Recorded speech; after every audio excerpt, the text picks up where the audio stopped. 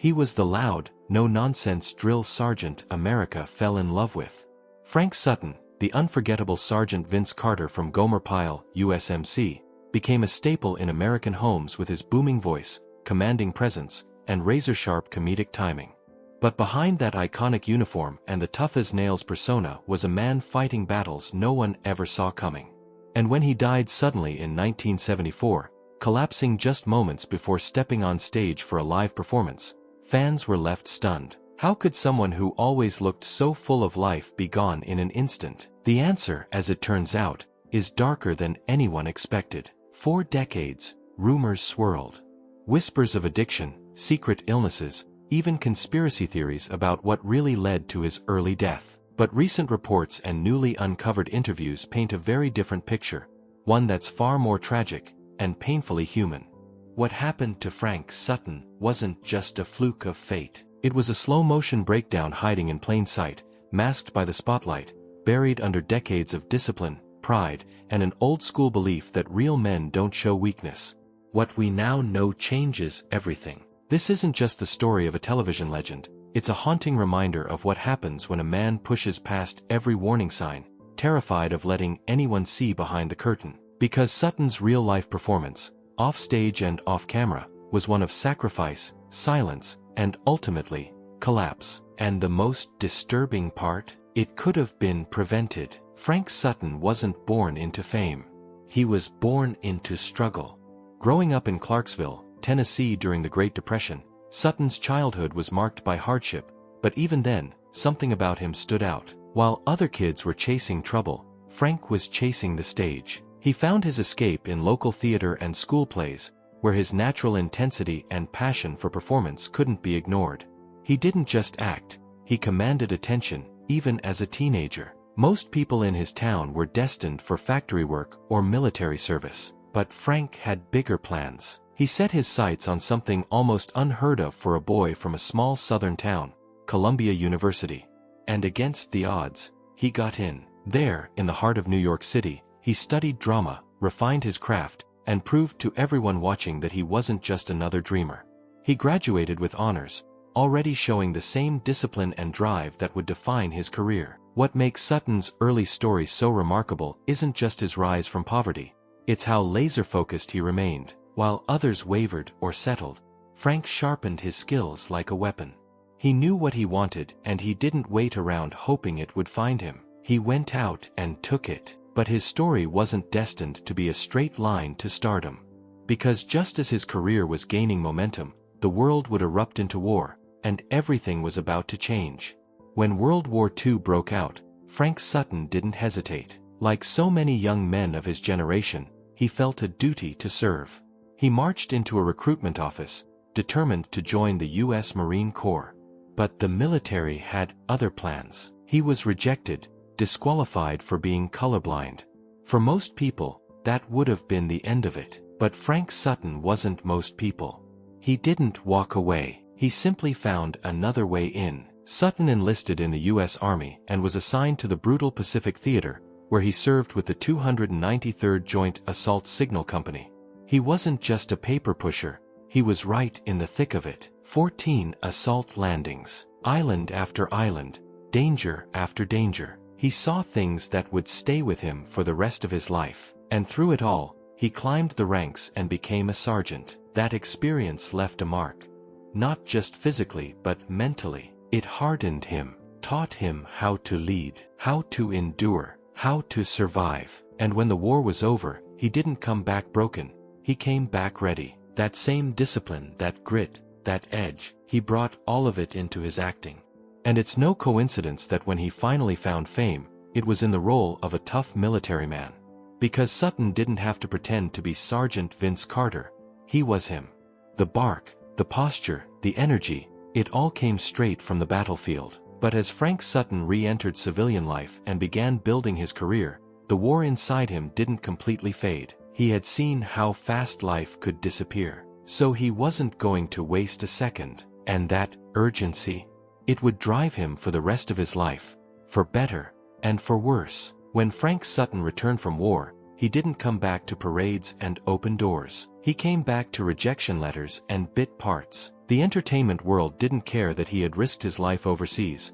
They wanted young, clean-cut leading men, not a hardened vet with a deep voice and a serious stare. Sutton didn't fit the mold, and for a while, it seemed like Hollywood had no place for him. But he kept showing up. Theater gigs, one-off roles, radio spots, he said yes to anything.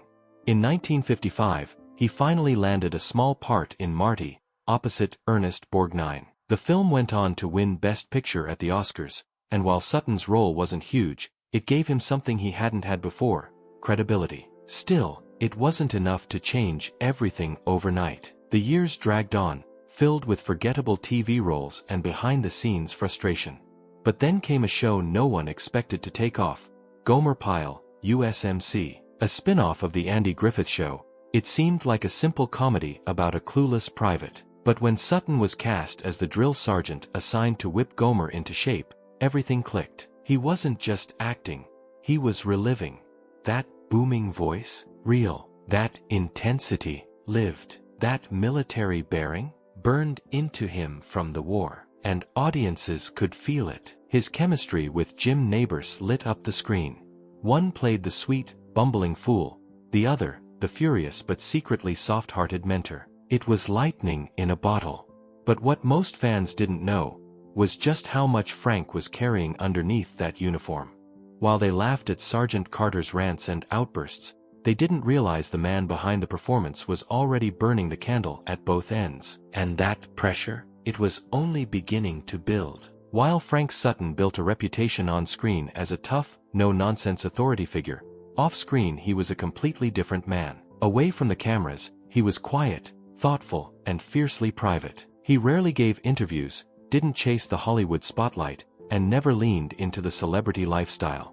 For Sutton, real life began the moment the stage lights turned off, and it revolved around one thing: family. He married Toby M. Igler, a brilliant and ambitious writer who worked in television, particularly in the world of soap operas. Their bond wasn't built on glitz or fame, it was built on intellect, creativity, and mutual respect. Toby brought emotional depth to their relationship, while Frank brought loyalty and strength. Together, they created a home that was grounded, stable, and intentionally removed from the chaos of Hollywood.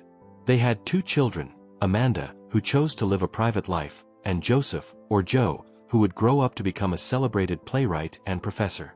Joe's work often explored themes of justice, identity, and human emotion, a reflection of the deeply expressive household he grew up in. Sutton may have played soldiers and tough guys on screen, but at home, he was the proud father beaming at his kids' accomplishments and the husband who always made time for his wife's ideas. To his colleagues, this duality was surprising. How could the gruff sergeant be so soft-spoken and gentle behind closed doors? But that was the mystery of Frank Sutton. He never wore his private life on his sleeve. He guarded it, protected it, cherished it. And maybe that's why, when his health began to unravel, he kept it hidden from even the people closest to him.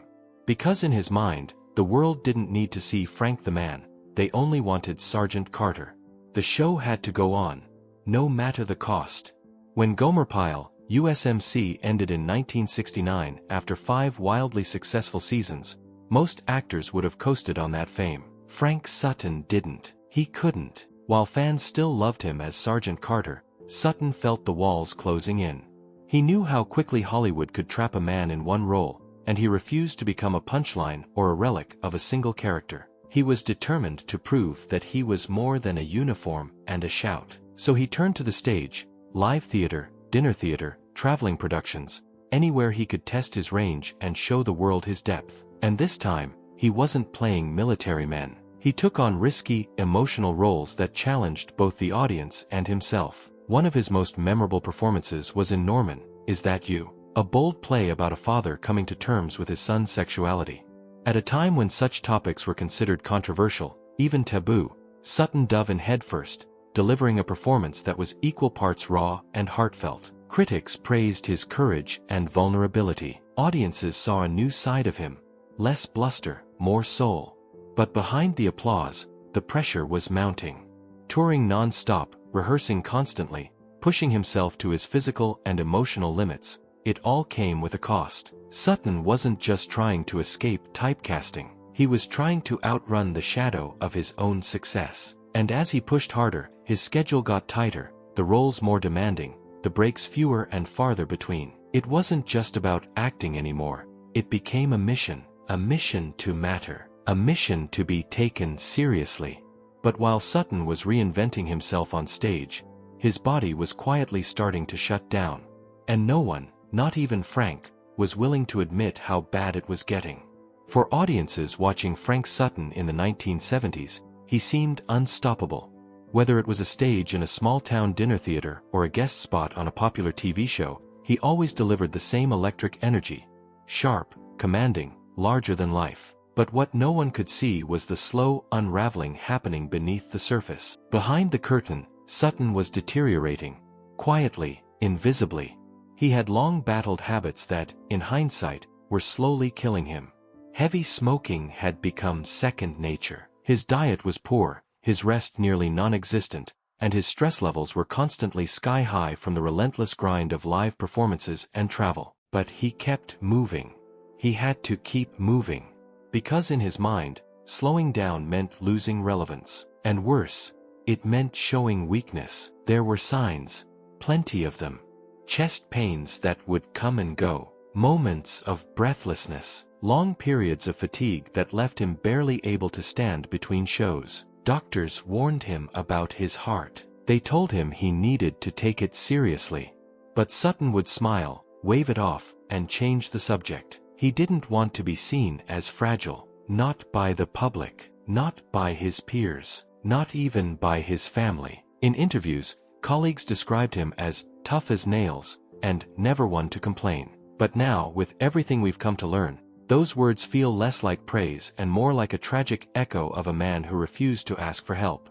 He lived by a code, one forged in the military and hardened by Hollywood, that told him pain was something to hide, not treat. He believed that vulnerability would cost him everything he had worked for, so he buried it, over and over, until the symptoms became impossible to ignore. Even those closest to him didn't fully understand the depth of his health issues. His wife Toby knew he was tired. His kids noticed he seemed more distant, more drained. But Frank never shared the full picture. He didn't want to scare them, and he didn't want them to see a man who was quietly falling apart. What makes it all so devastating is how easily it could have been prevented. Multiple sources, including friends and biographers, later revealed that Sutton had been advised to undergo cardiac testing more than once. But he kept pushing those appointments. After the next show, he'd say. After the next tour. Always after something. Never now. Because now meant confrontation.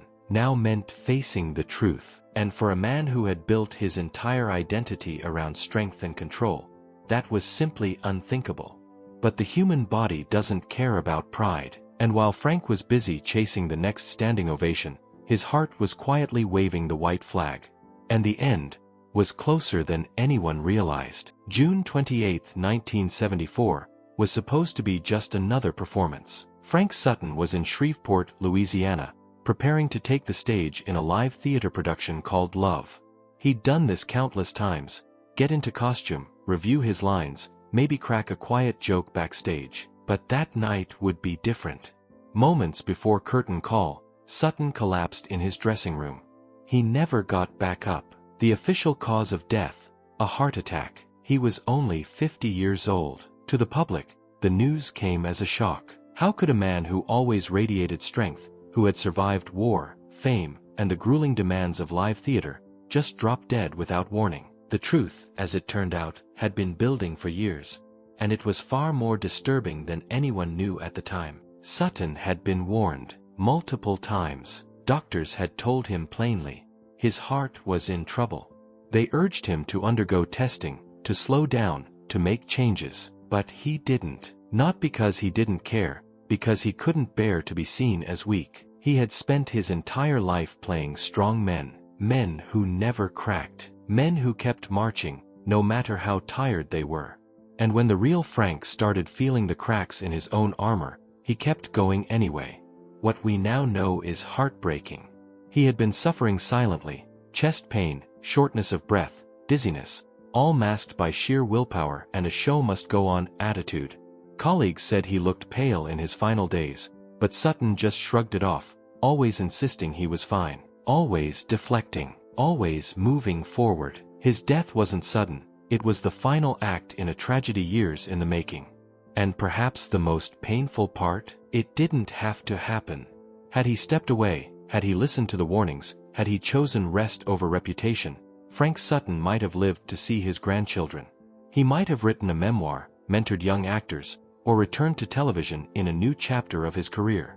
But he never gave himself the chance. He didn't slow down. He didn't stop. And in the end, it was that refusal, the same fierce determination that had brought him success, that cost him everything. Frank Sutton's death sent shockwaves through the entertainment world, but for those who loved him, the loss was more than just tragic. It was incomprehensible. His wife, Toby, was devastated. She had stood by him through every stage role, every grueling tour, every silent health scare. But even she hadn't known just how close the edge had come. She never remarried. Instead, she became the keeper of his legacy, carefully guarding the memory of a man she knew not as a TV sergeant, but as a loyal husband, a loving father, and a man who gave everything, sometimes too much, for his craft.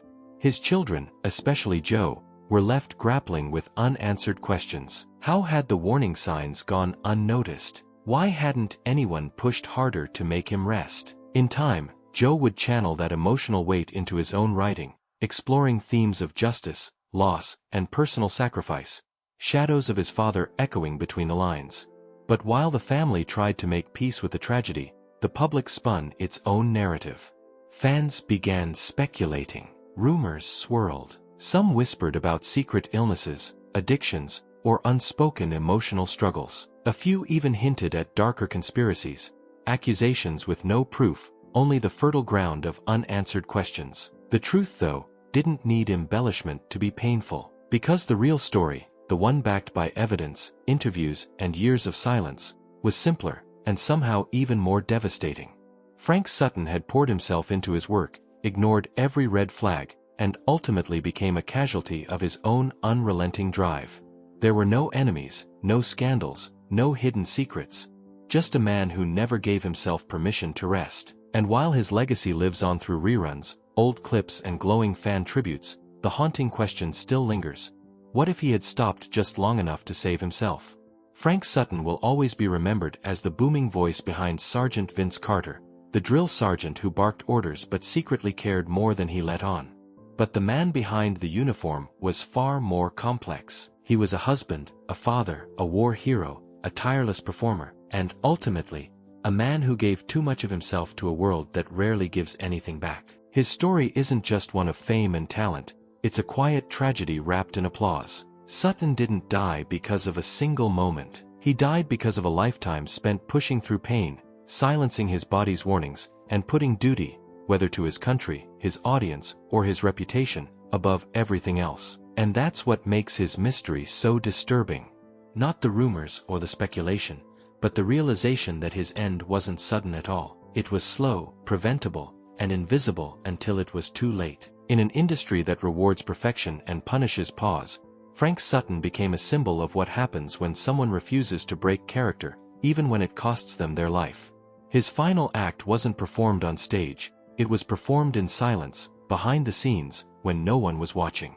So the next time you hear that familiar bark or see that unforgettable scowl, remember this: the strongest people on the outside are often the ones carrying the heaviest burdens inside. And sometimes, the most haunting mysteries aren't about what we didn't know, but what we refuse to see.